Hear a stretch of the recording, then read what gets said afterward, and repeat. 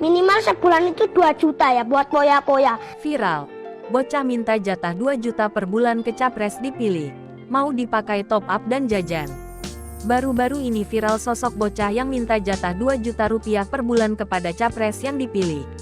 Adapun sosok bocah yang minta jatah 2 juta ke capres tersebut tengah viral di media sosial. Sosok bocah laki-laki tersebut menyampaikan aspirasinya mewakili anak-anak di Indonesia yang meminta syarat dalam bentuk jatah uang agar capres dipilih. Bocah ini bahkan unjuk gigi menyematkan dirinya sebagai Ketua Umum Anak-anak Indonesia dari Partai Anak Seluruh Indonesia, PASI. Bocah laki-laki ini mewakili sebayanya agar capres juga memperhatikan golongannya.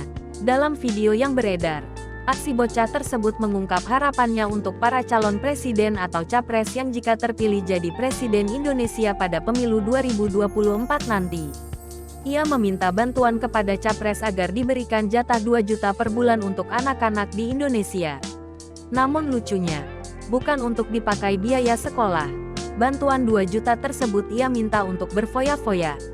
Ia juga menyebut, uang tersebut bisa digunakan untuk jajan agar tidak lagi menyusahkan orang tuanya.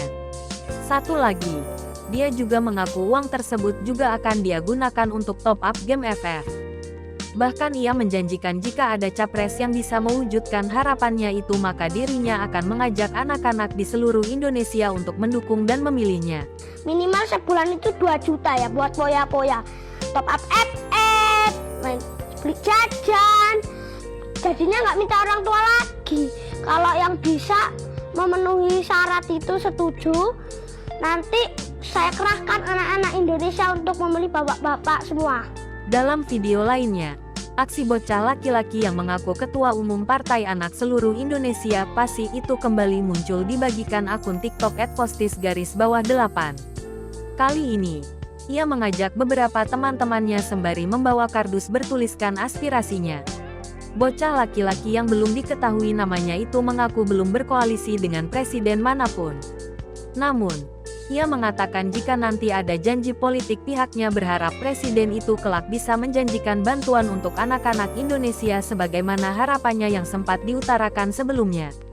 Ia berharap presiden terpilih bisa memberikan bantuan minimal 2 juta per bulan.